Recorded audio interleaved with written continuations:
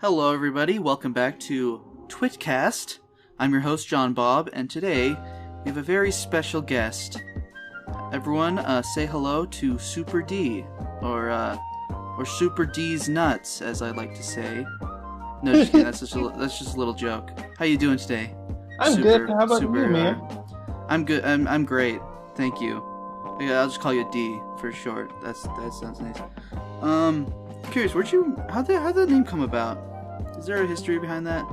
Yeah. Why is the S a dollar sign? That's a little weird. That makes it hard to search you up. Well, that was a stylistic choice. It was just to make awesome. The S look a little fancy. It wasn't intended to look like be a dollar sign, more so just a fancy S with a line in it. Okay, so you can kind of picture it as one of those Stussy S's, those stylized. I don't know. I'll throw a picture of it up. Anyway, sweet. Yeah. So, today we're gonna talk about all the awesome stuff D is involved in. Of course, I think one of the most well-known would probably be the plush Maria, and we have that right here sitting on the table. D, tell us about plush Maria. How did she come about? I know there's a little story behind that. Yeah, so one of the things I was working on with Rosebuds, my comic strip, was I wanted one of the main characters, Maria Gonzalez. I was wanting to make a physical plushie of her, so I could use it as a way to advertise Rosebuds. But then eventually, the idea took a personality all of its own and just separated the two. And so she ended up becoming this little absolute unit that just does whatever she wants. That's right. I just have to point out your profile picture here is amazing. How it kind of vibrates when you talk. Yeah, he's my little screaming Mario. I've been feeling that way for quite some time now. There's the plush Maria, and then there's the plush Mario. I need to get me one of those animated icons, so that it talks when I'm talking. Yeah, pretty cool. Nice little graphic. Get Discord Nitro. I do have it. I just don't have it. I need to animate something. Anyway, so you of course mentioned Rosebuds. You have a lot of. It seems like you have a lot of IPs. Do you want to tell us about a few of those others? The others you have? I know there's like. I think it's called Life with Kurami. I have surface level knowledge of your stuff, but it'd be cool if you told us a little bit more about that. Yeah, so I have two other series outside of Rosebuds. The first one is Life with Kurami. It's a newspaper comic strip about a single mother raising her infant daughter and just kind of trying to overcome her own, self-doubts and anxieties about being a good person, being a good mother, and just about her daily life with her daughter. And then the other one, Pen and Ink, it's an autobiography comic book series about two sisters, Pen and Ink, and they create these comics together that are about their lives and, a lot of the things that they do together, which mostly focuses around art. Yeah, I've seen those Pen and Ink comics and animations. They're pretty fun. I like the little citizens of the art world that you have. The Bristolians. They're called the Bristolians. Bristolians, that's right. And they always say sweet acrylic or something like that. They use acrylic as an expletive or something. Yeah, I love it. That's cute. Whenever I talk to, whenever I do guest speaking things, events with kids and stuff, they just constantly shout "sweet acrylic." It's so cute. That's amazing. Yeah, wow, you're a pretty prolific creator, having these three series, and of course, you've dipped your toe into. Well, I wouldn't say dip your toe. It's more of like a entire plunge into the the comics industry and like the syndicated, newspaper comics. So I'm wondering how you managed to get into that whole world of, professional comic landscape. Well, I had, a great big help from Garfield creator Jim Davis. Garfield he's been himself mentoring me. reached out to you. The cat who loves lasagna. Yeah, Gave you Garfield his reached out. blessing. Yeah, Garfield spoke to you one day in a dream, and he said, "D, I need you to make a comic." Yeah, that's basically kind of how it went out. Jim Davis, he thought, it'd be a perfect learning experience for me to have my own comic. So he was the one that helped get Life with Karami in the newspaper. And so, Amazing. Did you meet him, or did he find you online or something? Or yeah, I met him. I've been friends with some of his cartoonists, and one of them, scheduled a meeting with me to meet him. And so, man, I got to visit Paul's Inc. Got to, Paws see Inc. itself. Yeah. Oh my, that's quite the adventure right there. Got to meet Garfield himself. Yeah, it was. He is so nice. That's amazing. Wow. So, yeah, and I know you've talked about all this stuff a lot on other interviews that I've seen you in. So, I don't know. I don't want to bore you to death too much with all these, questions you've heard a lot. But yeah, I just think, it's really cool that, you're kind of, really successful. A lot of people look up to you in that way. You're like, wow, you made your mark, and you're still out there making things. And it's great. It's great to see you out there. And yeah. So I'm just curious.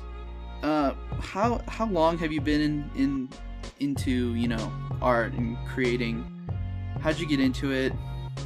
Is there any amazing origin story that should be illustrated in a comic itself? Maybe. Yes.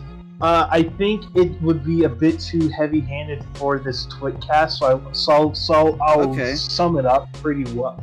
Give us simply a little twit longer. No, not a twit longer. Twit shorter. I don't know what I'm saying. Just continue. Well, I went. So long story short, I lived in a city that was pretty racist, and me and my family was the only black family in the whole town. Really, it was really hard living there because people weren't pretty nice to us. But I found my love for Garfield living there while going to school, and I started drawing comics about Luigi and Mario and all their adventures. But one in particular was a comic about Luigi going camping, and Boos were spending the entire evening, scaring Luigi to death. So I shared this with a friend. Poor Luigi. Yeah, it was chaos. The dude couldn't catch a break. But I shared this comic with a friend, and he laughed so hard he fell out of his chair laughing, red in the face, tears going down his cheek. The only downside to that was he had asthma.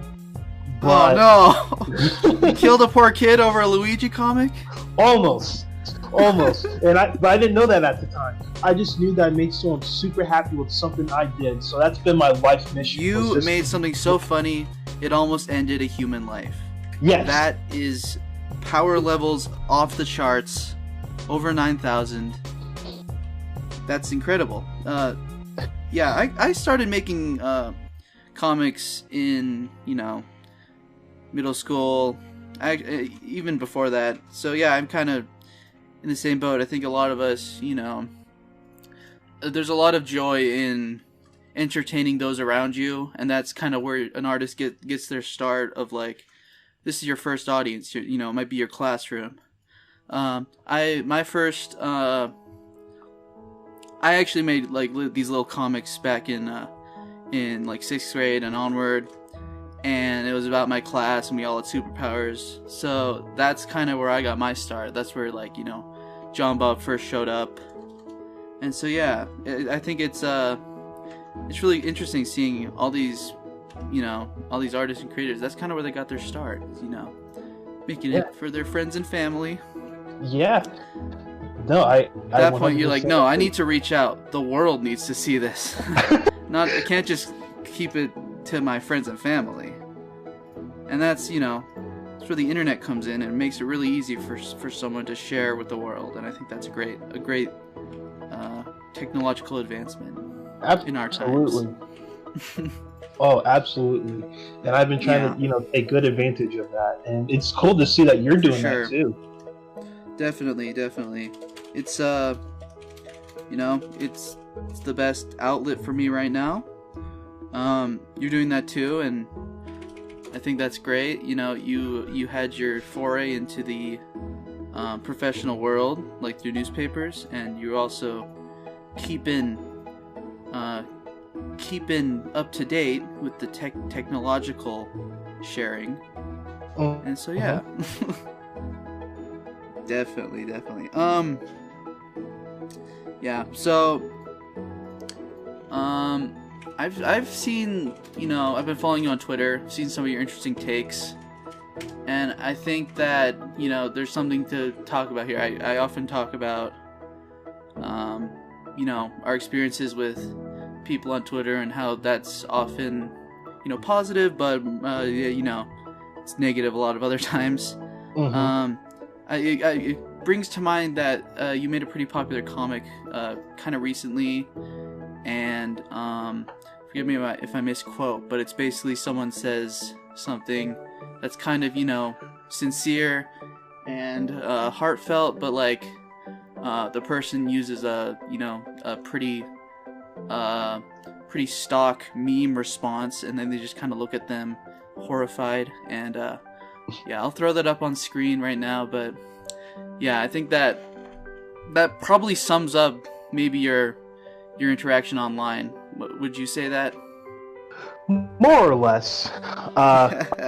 Honestly, I made that comic to prove a point, and it proved it in dividends. Everything I figured was going to happen with it did happen. So, I was just like, okay, I wasn't really surprised at what happened with the comic. As I said, everything that I figured was going to happen with it, and I even called it out the moment I released it. I was like, this is going to happen, and this is going to happen, and literally everything happened. Then the final nail in the coffin was it went on Know Your Meme. I did see that. That was pretty cool. Yeah, so it was like everything went full circle with it. So, dare I say, it was a bit of a hashtag relatable comic, but I think that most good comics are, in a way. You find a way to.